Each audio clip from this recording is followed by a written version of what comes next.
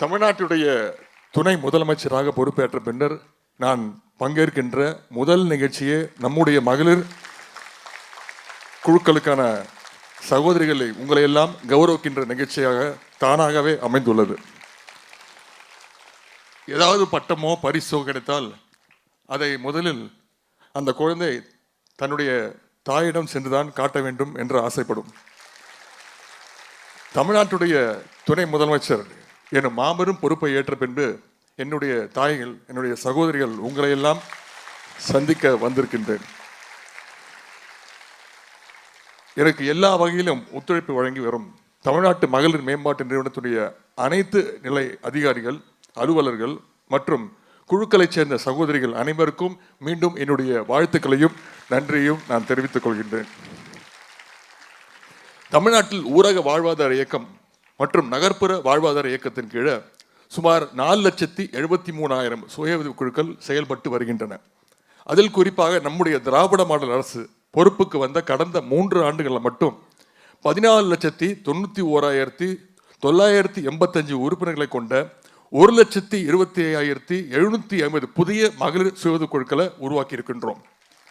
இதிலிருந்தே மகளிர் குழுக்களுக்கு எந்த அளவுக்கு இந்த திராவிட மாடல் அரசு முக்கியத்துவம் கொடுத்து வருகிறது என்பது நீங்கள் உணர்வீர்கள். இன்னொரு செய்தியை சொன்னால், மகளிர் மேம்பாட்டில் திராவிட மாடல் அரசிற்கும் இருக்கின்ற அந்த அக்கறையை நீங்கள் தெரிந்து கொள்ளலாம். 2011 முதல் 2021 வரை 10 ஆண்டுகள் அதிமுகவுடைய ஆட்சி நடைபெற்றது. அந்த 10 ஆண்டுகளில் நம்முடைய குழுக்களுக்கு, சுய உதவி குழுக்களுக்கு 84,815 கோடி ரூபாய் மட்டுமே வங்கி கடன் இணைப்பாக வழங்கப்பட்டது. அதாவது 10 வருஷத்துல வெறும் 84,815 கோடி ரூபாய் வங்கி கடன் இணைப்பாக அளிக்கப்பட்டது. ஆனால் நம்முடைய திராவிட மாடல் அரசு அமைந்து 2021 முதல் இந்த நாள் வரை 92,000 கோடி ரூபாய் வங்கி கடன் இணைப்புகள் வழங்கியிருக்கின்றோம்.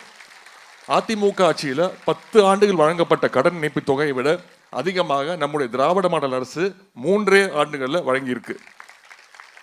அது மட்டுமல்ல, அதிமுக ஆட்சிகளில் இந்த மணிமேகலை விருதுகளை தருவதையும் நிறுத்திவிட்டார்கள்.